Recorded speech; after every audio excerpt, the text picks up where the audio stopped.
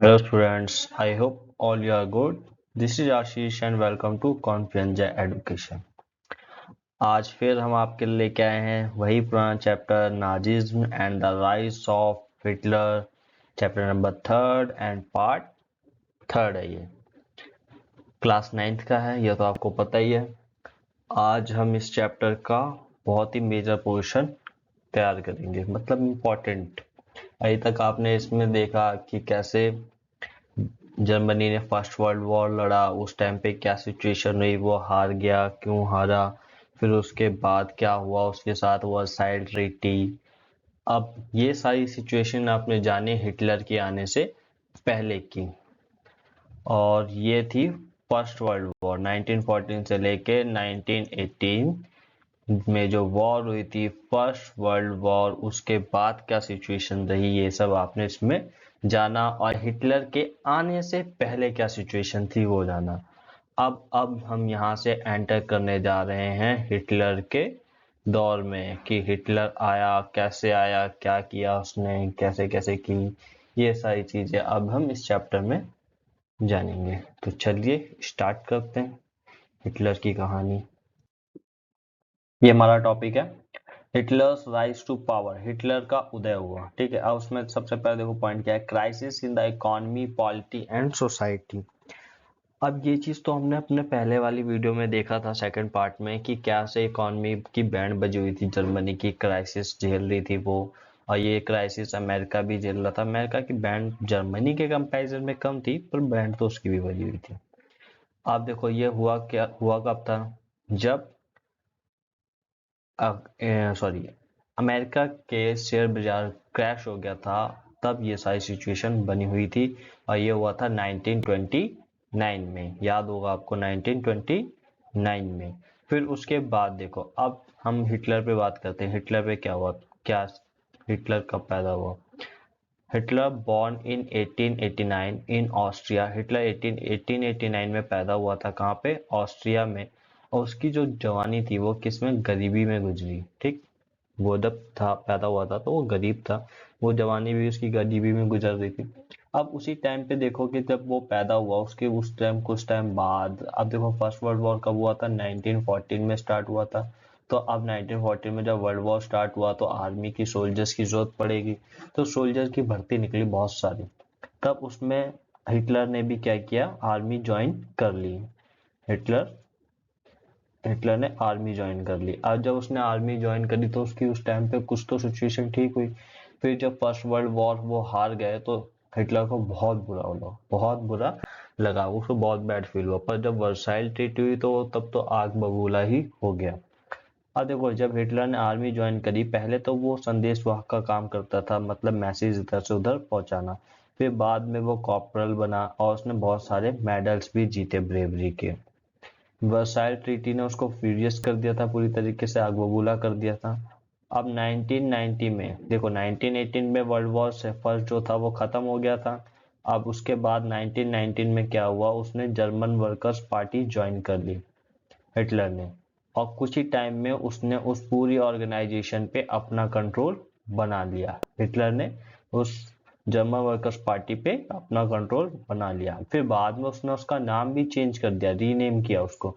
और रीनेम क्या किया उसने, national socialist German workers party.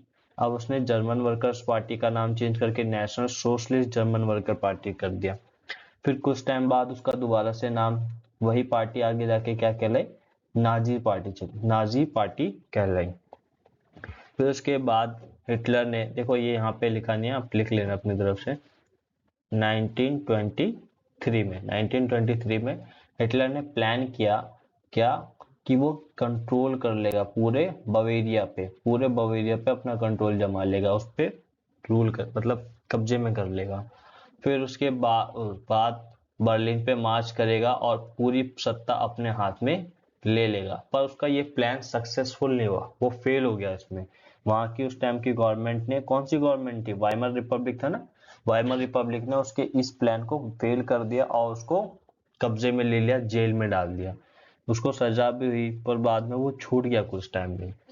फिर Nazism become a mass movement. Nazism क्या था, एक बहुत बड़ा मूवमेंट बन गया, मतलब जैसे कि आज के टाइम पे देखोगे तो बीजेपी पार्टी सत्ता में है, फिर उसके बाद कांग्रेस पार्टी ने भारत जोड़ो यात्रा चला रखी है, तो एक बहुत बड़ा मास मूवमेंट चला रखा है ना। तो वैसे ही नाजीज ने भी एक बहुत बड़ा मास मूवमेंट चलाया। ठीक। फिर उसके बाद Nazis Nazis propaganda stated hopes of a better future. अब देखो यहाँ से पहले ये 1929 की सिचुएशन याद कर लो कि क्या था। 1929 में पूरे जर्मनी की इकोनॉमी की बैंड बज गई थी, क्योंकि इससे पहले तो डॉवेस प्लान अमेरिका लेके आया था। अब जब डॉवेस प्लान लेके आया था तो जर्मनी की सिचुएशन स्टेबल थी, 3-4 सालों के लिए स्टेबल थी। फिर 1929 में जैसे ही शेयर मार्केट क्रैश हुआ, तो शेयर मार्केट क्रैश होते ही अमेरिका ने हेल्प करना बंद कर दिया, और अमेरिका ने हेल्प करना जैसे ही बंद कर दिया तो जर्मनी की इकोनॉमी की बैंड बज गई। और वो शेयर बाजार कौन सा था? World street exchange. ठीक है, कौन सा था? Wall street exchange. अब उसके बाद देखो, अब नाजीज ने जैसे ये सारी सिचुएशन झेल ली थी, लोग इतने गरीबी में जी रहे थे, एम्प्लॉयमेंट बहुत ही ना के बराबर था, कम था, लोग क्रिमिनल एक्टिविटीज में इन्वॉल्व होने लग गए। उनके यहाँ की करेंसी कौन सी थी? मार्क करेंसी थी ना। मार्क करेंसी गिरने लगी, उसकी वैल्यू बहुत ज्यादा डाउन होने लग गई। इनकी वैल्यू डॉलर के कंपैरिजन में बिलियंस में चली गई। $1 equal to billions, billions mark. तो फिर इसकी वजह से पूरी तरीके से जर्मनी की इकोनॉमी की बैंड बजी हुई थी। फिर उसी टाइम पे उनके उम्मीद का एक तारा या किरण निकल के आई, नाजीज। अब नाजियों ने कई सारे ऐसे वादे करे कि जिसकी वजह से लोगों को उन पे भरोसा होना स्टार्ट हो गया। उन्होंने बोला कि वो आने वाली जनरेशन को एक बेटर फ्यूचर देंगे। अब देखो ये यहाँ पे 1928 नहीं होगा, ये 1929 होगा, इसको ठीक कर लेना। 1929 में जब नाजी पार्टी ने इलेक्शन लड़ा तो उसको 2.6% वोट ही मिले, मतलब इससे ज्यादा वोट मिले ही नहीं जब उसने इलेक्शन लड़ा। पर वही चीज जब उसने 1932 में इलेक्शन लड़े तो उसे 37% वोट मिले। अब जब उसे 37% वोट मिले 1932 में, तो उसकी गवर्नमेंट बन गई, उसकी गवर्नमेंट बनी और वो रूल पावर में आया। अभी यहाँ पे हिटलर पावर में नहीं आया, उसकी गवर्नमेंट आई, नाजी पार्टी रूल में आई। ठीक, 1932 में। फिर उसके बाद प्रोमिसेस ऑफ हिटलर, उस टाइम पे हिटलर ने क्या क्या प्रोमिसेस करे थे? बिल्ड अ स्ट्रॉन्ग नेशन, वो एक मजबूत देश बनाएगा, क्योंकि जर्मनी की हालत तो बहुत खस्ता थी पहले से। Undo the injustice of Versailles treaty, Versailles treaty का बदला लेगा। Restore the dignity of the German people, German people की जो डिग्निटी, जो गरिमा उन्होंने खोई थी, वो ने वापस लेके आया, उनकी प्रतिष्ठा। एम्प्लॉयमेंट लेके आएगा, मतलब वहां पे रोजगार नहीं था ना, तो वही चीज उसने बोला कि वो अब एम्प्लॉयमेंट लेके आएगा। Secure future for the youth, जो यूथ है उसका फ्यूचर क्या करेगा? सिक्योर करेगा।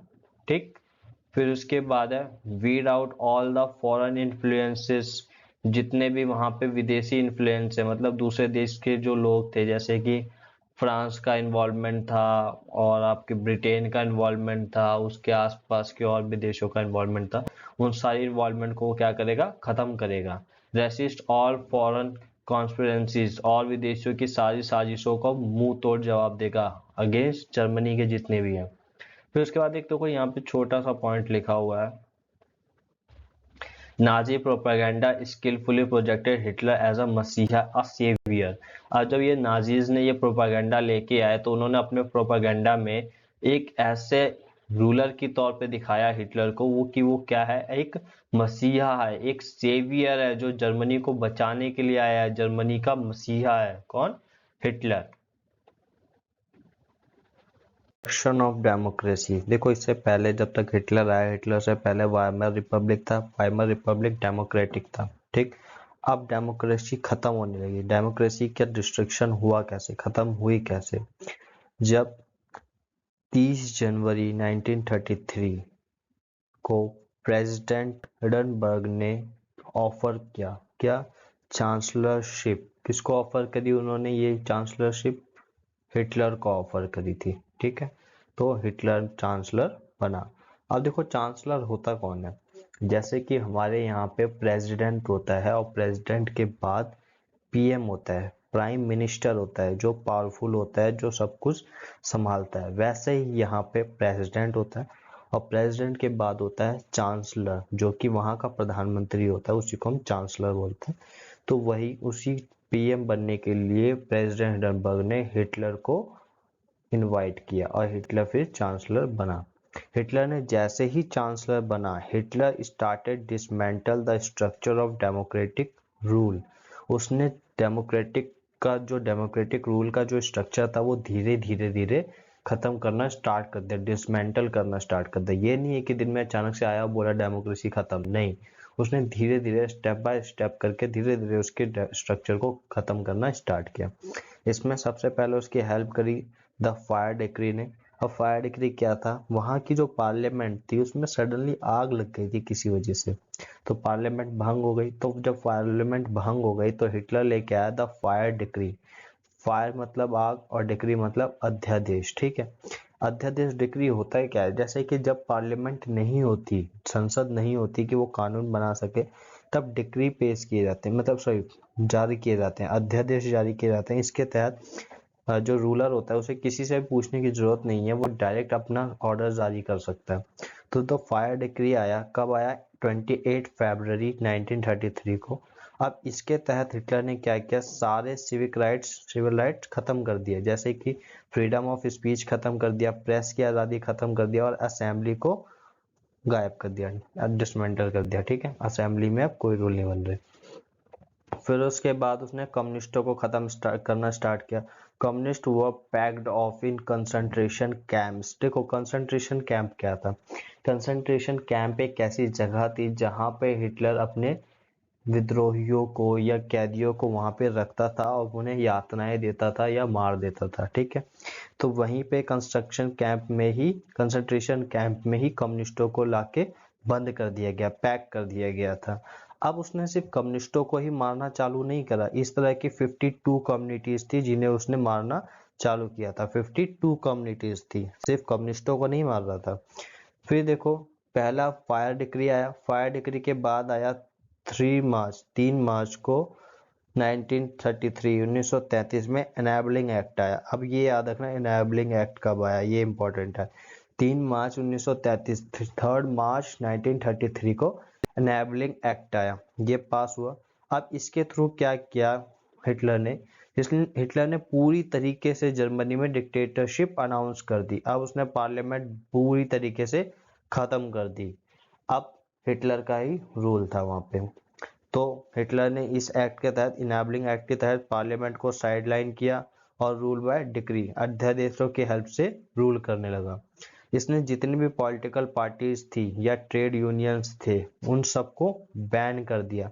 अब कोई पॉलिटिकल पार्टी नहीं रह गई, सिर्फ नाजी पार्टी के अलावा कोई ट्रेड यूनियन नहीं रहेगा, सिर्फ जिसे नाजी पार्टी ने अलाउ किया होगा वही रहेगा, जो उसके थ्रू बनी होंगी, ठीक। बाकी सारी ट्रेड यूनियंस भी खत्म हो गई। अब established complete control over the economy, media, army and judiciary.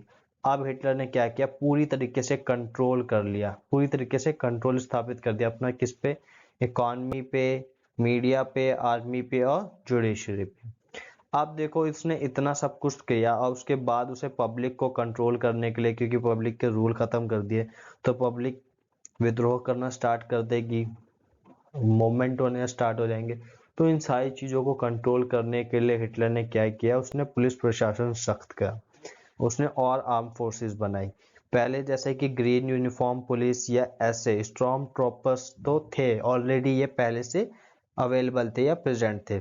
उसने नए फोर्सेस बनाई, नई फोर्सेस में जैसे उसने बनाया गैस्टापो, सीक्रेट स्टेट पुलिस और एसएस, द प्रोटेक्शन स्क्वाड्स, और फिर ये criminal police and the security service SD. ये 3 तरह के उसने स्क्वाड्स या ग्रुप्स बनाए, आर्म फोर्सेस बनाई, जिनका काम था पूरी तरीके से कंट्रोल करके रखना जर्मनी पे, कोई भी मूवमेंट ना होने देना, हिटलर के अकॉर्डिंग पूरा रूल चलाना। इनको बेहिसाब पावर हासिल थी, ये कुछ भी कर सकते थे, ये किसी को भी बिना कार्रवाई के देश से भगा सकते थे, बिना कार्रवाई के किसी को भी जेल में डाल सकते थे, ठीक। अब उसके बाद देखो, people could people could be detained in Gestapo torture chambers. लोगों को जब मर्जी उठा के गैस चैम्बर्स में डाल दिया जाता था, टॉर्चर चैम्बर्स में डाल दिया जाता था। इनसे कोई पूछने वाला नहीं था कौन क्यों कर रहा है, कैसे कर रहा है, या कोई भी रिस्ट्रिक्शन नहीं था इन पे, किसी भी चीज़ का डर नहीं था इन्हें।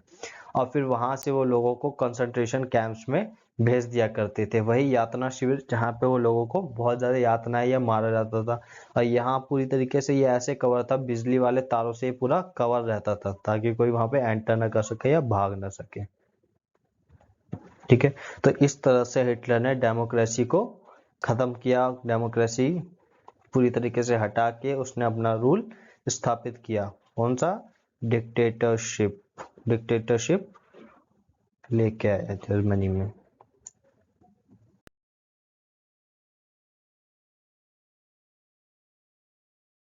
अब देखो नेक्स्ट टॉपिक है हमारा रिकंस्ट्रक्शन किसका? जर्मनी का। देखो अब पहले तो वाइमर रिपब्लिक था, वाइमर रिपब्लिक के हटने के बाद अब कौन आया? हिटलर आया। अब हिटलर ने देखो जर्मनी का रूल कैसे संभाला। सबसे पहले तो जर्मन की इकोनॉमी को ठीक करना बहुत जरूरी था, तो उन्होंने एक इकोनॉमिस्ट की हेल्प ली, हजमल साख्त। ठीक है, हॉलमर साख्त। अब इन्होंने इसकी हेल्प से क्या किया, जर्मन की इकोनॉमी को प्रॉपर वापस से अपनी पटरी पर लाने की शुरुआत करी। हॉलमर साख्त ने क्या किया, state funded work creation programme चलाया उन्होंने। अब इसमें उन्होंने क्या किया, 100% प्रोडक्शन लेके आए कि जितने रिसोर्सेज हैं उन्हीं रिसोर्सेज से हम ज़्यादा से ज़्यादा प्रोडक्शन कर सके। तो ये चीज़ उनकी फेमस भी, बहुत अच्छा एक सक्सेसफुल रहा, उन्हें सक्सेस मिली इस चीज़ में। अब उन्हीं प्रोग्राम्स की देन क्या है, the famous German super highways उसी प्रोग्राम की देन है, और ये वॉक्सवैगन कार भी उसी प्रोग्राम की देन है। ठीक है, इन्हीं प्रोग्राम्स के टाइम पे ये दोनों चीजें आई थी। फिर उसके बाद देखो, ये तो इकोनॉमी की बात चल रही थी। फिर हिटलर ने क्या किया, pulled out of the league of Nations in 1933। League of Nations से नाता तोड़ दिया 1933 में। अब लीग ऑफ नेशंस क्या था, जैसे आज के टाइम पे यूनाइटेड नेशन है, यूएनओ, यूनाइटेड नेशन ऑर्गेनाइजेशन, ये है वही चीज उस टाइम पे लीग ऑफ नेशंस का काम था। ये एक इंटरनेशनल ऑर्गेनाइजेशन थी जिसका काम था इंटरनेशनल पीस बना के रखना, पीस शांति बना के रखना। ठीक है, तो इससे भी हिटलर ने 1933 में अपना नाता तोड़ लिया था। फिर उसके बाद अब उसने रीऑक्यूपाइड द राइनलैंड इन 1936। राइनलैंड पे उसने दोबारा कब्जा कर लिया। अब राइनलैंड कहाँ था? राइनलैंड जर्मनी के इस वाले हिस्से में था। ठीक है, तो जर्मनी ने राइनलैंड पे वापस से रिकैप्चर कर लिया, रीऑक्यूपाइड कर लिया, क्योंकि इससे राइनलैंड छीन लिया गया था वर्साइल ट्रीटी के दौरान। ठीक, फिर उसके बाद integrated Austria and Germany in 1938। अब इसने 1938 में क्या किया, जर्मनी ने ऑस्ट्रिया को भी अपने अंदर मिला लिया। अब ऑस्ट्रिया को उसने क्या क्या क्या मिलाया, with the slogan of one people one empire and one leader, कि ये क्या क्या मिला लिया कि ये पूरा साम्राज्य एक होना चाहिए, एक लोग हो यहाँ के, और एक ही रूलर हो, एक ही लीडर हो। फिर उसके बाद उसने रेस्ट जर्मनी स्पीकिंग सुडेंटन लैंड। अब देखो सुडेंटन लैंड कहाँ का था? चेकोस्लोवाकिया का था। अब यहाँ पे जर्मन भाषी लोग रहते थे, तो सबसे पहले हिटलर ने सुडेंटन लैंड पे कब्जा किया चेकोस्लोवाकिया के। फिर उसके बाद उसने पूरे चेकोस्लोवाकिया पे कब्जा कर लिया। ठीक है, अब देखो अभी तक में इसने क्या क्या किया, राइनलैंड द्वारा कब्जे में किया, ऑस्ट्रिया को अपने अंदर मिलाया, सुडेटनलैंड को मिलाया, फिर चेकोस्लोवाकिया को मिला लिया। देखो इसने इतनी ज्यादा सक्सेसफुल रहा ये इस वॉर के टाइम पे। अब उस टाइम पे उसको इंग्लैंड का भी सपोर्ट था अनस्पोकन, मतलब इंग्लैंड खुल के साथ नहीं दे रहा था, पर बैक पीछे से साथ दे रहा था उसका। ठीक है, अब उस टाइम पे क्या हुआ, जब इसको हिटलर को इतनी सक्सेस मिली, इतना वो सक्सेसफुल रहा, तो वो और आगे बढ़ने की सोची। तब उस टाइम पे साख्त ने उसको मना किया कि अभी हमारी इकोनॉमी की सिचुएशन ऐसी नहीं है कि जो आप इतना पैसा खर्च कर रहे हो आर्मी पे या आर्म्स वगैरह पे, आर्मी और आर्म्स वगैरह पे, हथियारों पे। तो यही चीज उसने हिटलर को ये चीज बुरी लगी और हिटलर ने उसको वहां से हटा दिया, भगा दिया। उसने बोला हमें ऐसा आदमी नहीं चाहिए। ठीक है, तो साख्त हैड टू लीव, साख्त को जाना पड़ा। फिर हिटलर ने क्या किया, अपनी सिचुएशन को ठीक करने के लिए वॉर का रास्ता चुना, क्योंकि वॉर से वो नए लैंड को अपने कब्जे में लेता, नए रिसोर्सेज आते उसके पास। अब जब नए रिसोर्सेज आते तो उसकी कंट्री जो होती वो आगे ग्रो करती। ठीक, अब जरा मैप समझ लो, ये जो येलो येलो पार्ट है ये क्या है, जर्मनी है। ये जो येलो पार्ट है ये क्या है, जर्मनी है। अब जर्मनी के ये यहाँ पे देखो, ये ग्रेटर जर्मनी है। फिर उसके बाद power cooperating with the axis, ये कौन से कलर का है, इस कलर का। ये देखो, ये फिनलैंड हो गया, रोमानिया, बुल्गारिया, हंगरी, स्लोवाकिया। ठीक है, अब ये सारे ये एक्सिस के साथ थे। एक्सिस क्या था, देखो सेकेंड वर्ल्ड वॉर में अलाइज और एक्सिस था। एक्सिस वो कंट्री हो गई जो जर्मनी के साथ थे वॉर में, जर्मनी के अगेंस्ट नहीं, जर्मनी के साथ थे। हाँ देखो, टेरिटरीज अंडर जर्मन ऑक्यूपेशन, अब जर्मन ने जहां जहां कब्जा किया, ये वाला पूरा पार्ट जर्मनी ने कब्जा किया, यहाँ भी जर्मनी का कब्जा किया, ये किया, ये किया, ये सारे जर्मनी के कब्जे में आ गए। और इटली तो जर्मन के साथ था ही, जर्मनी के साथ। और ये जो देश थे ये न्यूट्रल रहे, ये किसी के साथ नहीं गए, ना ही जर्मनी के साथ गए, ना ही एक्सिस, ना ही अलाइज के साथ गए। ठीक है, देखो सितंबर 1939 पे जर्मनी ने क्या किया, पोलैंड पे अटैक किया। जैसे ही उसने पोलैंड पे अटैक किया, उसकी दोस्त कूद पड़े लड़ाई में, फ्रांस और इंग्लैंड। ठीक है, तो फ्रांस और इंग्लैंड जर्मनी के खिलाफ वॉर में आ गए। अब सितंबर 1940 को ट्राइपार्टाइट पैक्ट साइन हुआ, किसके बीच, जर्मनी, इटली और जापान के बीच। अब ये तीनों एक साथ हो गए, अब इनकी पावर बढ़ गई। फिर उसके बाद क्या हुआ, puppet regime supportive of Nazi Germany. ठीक है, अब जो भी एरिया इनके कंट्रोल में था यूरोप के, वहां पे इन्होंने अपने पपेट बैठा दिए गवर्नमेंट के। ठीक है, मतलब जो इनको सपोर्ट करे उन्हीं को इन्होंने रूलर बना दिया उन देशों का। फिर एंड ऑफ 1940 के एंड पे क्या हुआ, Hitler Pinnacle of his power, ये ओ नहीं होगा, ये ए होगा। ठीक है, इसको ठीक कर लीजिएगा, पिनाकल ऑफ हिज पावर। अब हिटलर क्या था, अपनी पावर के शिखर पे था, मतलब वो सबसे ज्यादा पावरफुल था उस टाइम पे। एंड ऑफ 1940 उसने अपनी पूरी पावर अचीव कर रखी थी उस टाइम पे। फिर उसने लॉन्ग टर्म एम अपने डिसाइड किए, लॉन्ग टर्म एम पे फोकस करा। उसका लॉन्ग टर्म एम क्या था, कॉन्करिंग ईस्टर्न यूरोप, वो ईस्टर्न यूरोप को जीतना चाहता था, और फूड सप्लाई और लिविंग स्पेस बनाना चाहता था जर्मन्स के लिए, जो वहां की उसकी पब्लिक थी। Hitler attack on the Soviet Union in June 1941। अब देखो, हिटलर ने अटैक कर दिया, किस पे किया, सोवियत यूनियन पे अटैक किया 1941 में जून के। यही इसकी, हिटलर की सबसे बड़ी गलती थी, जिसकी वजह से ये वॉर हारा। इसने एक और गलती करी थी, पर ये वाली इसकी सबसे बड़ी गलती थी, इसने जो जर्मनी पे, सॉरी, सोवियत यूनियन पे अटैक किया जून 1941 पे। अगर इसने उस टाइम पे अटैक नहीं किया होता सोवियत यूनियन पे, तो इंडिया भी 1942 के अप्रोक्स आजाद हो गया होता। ये हिटलर की गलती थी, जिसकी वजह से ये वॉर हारा था। ये हिस्टोरिक ब्लंडर था। German western front to British aerial bombing and eastern front Soviet armies. देखो, अब ये दोनों तरफ से घिर गया, जर्मनी था, अब जर्मनी के इस साइड क्या था, ब्रिटेन, और इस साइड क्या था, सोवियत यूनियन। अब ये इधर से भी अटैक झेल रहा है, ये इधर से भी अटैक झेल रहा है, तो ये दोनों तरफ से डिफेंड करना उसके लिए बहुत मुश्किल हो गया था। तो जिसकी वजह से इसकी बैंड बज गई जर्मनी की। ठीक है, यहाँ पे भी लिख दो जर्मनी। अब सोवियत रेड आर्मी आई, उसने क्या किया, उसकी जर्मन सेना को, जर्मन आर्मी को क्रश किया, दबा दिया, हरा दिया, ह्यूमिलेट किया। कहाँ पे, स्टालिनग्राड में। ठीक है, स्टालिनग्राड पे उसने जर्मन आर्मी को हरा दिया, पूरी तरीके से हरा दिया। फिर Soviet hegemony entire eastern Europe, और यूरोप के ईस्टर्न साइड पे सोवियत हेजेमनी स्टैब्लिश हो गए, मतलब सोवियत यूनियन का डंका बजने लगा बोले तो। अब देखो, ये 1941 की बात है, ये करीब 50 साल ही तक इसकी हेजेमनी रही, 50 ईयर्स, ओनली 50 ईयर्स ही तक सोवियत हेजेमनी रही, क्योंकि सोवियत यूनियन खुद 1991 में पूरी तरीके से बर्बाद हो गया। सोवियत यूनियन की पावर जो थी वो 1991 में बिखर गई पूरी तरीके से। तो ये 50 सालों तक ही अपनी हेजेमनी यहाँ पे स्टैब्लिश कर पाया। फिर Japan occupied French Indo China, Japan क्या था, जर्मनी के साथ था, तो उसने भी ऑक्यूपाई कर लिया, क्या, फ्रेंच इंडो चाइना ऑक्यूपाई कर लिया। और उसने प्लान किया यूएस नेवल बेस पे अटैक करने के लिए। यूएस नेवल बेस कहाँ था, पैसिफिक में, नेवल बेस पता है ना, पानी वाली सेना, नेवी। ठीक, अब यूएस बेस क्या था, पर्ल हार्बर पे इन्होंने अटैक किया। किसने? जापान ने अटैक किया।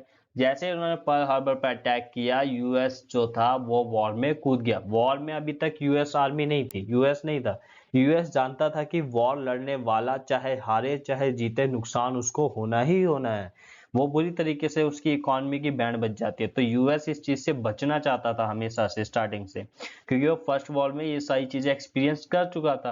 अब वो दूर था वॉर से, पर जैसे ही जापान ने अटैक किया यूएस के पर्ल हार्बर पे, तो अमेरिका को वॉर में आना पड़ा। और जब अमेरिका वॉर में आया तो उसने वॉर को एक तरफा डिसाइडेड ही कर दिया। फिर वॉर खत्म हो गई मई 1945 में, और हिटलर हार गया बुरी तरीके से। और जब फिर हिटलर हारा और यूएस ने क्या किया, उसने एटम बॉम्ब गिरा दिया। कहाँ पे? हिरोशिमा में, जापान के। अब इसने एक और जगह बॉम्ब गिराया था, वो आपको कमेंट में लिखना है कहाँ गिराया था। ठीक, US drop atom bomb, US ने एटम बॉम्ब गिराया था। कहाँ पे? हिरोशिमा में। कहाँ के? जापान के। ठीक, वॉर अब एंड हो जाती है 1945 में, और यहाँ पे ये वीडियो फिनिश होती है। अब इसके नेक्स्ट पार्ट में हम आगे का स्टार्ट करेंगे। आई होप आपको सारी चीज़ें क्लियर हुई हो। अगर वीडियो अच्छी लगी हो तो लाइक करें, चैनल को सब्सक्राइब करें, और कमेंट में आंसर करें कि यूएस ने एक और जगह पे कहाँ पे एटम बॉम्ब गिराया था, और एटम बॉम्ब के नाम क्या थे। दोनों ही एटम बॉम्ब, जो एक हिरोशिमा में गिराया था और एक दूसरी जगह गिराया था, दोनों ही एटम बॉम्ब के अपने एक स्पेसिफिक नेम भी थे। तो आपको एटम बॉम्ब के नाम भी कमेंट करने हैं, देखते हैं आपको पता है या नहीं पता, या आप रिसर्च कर पाते हो नहीं।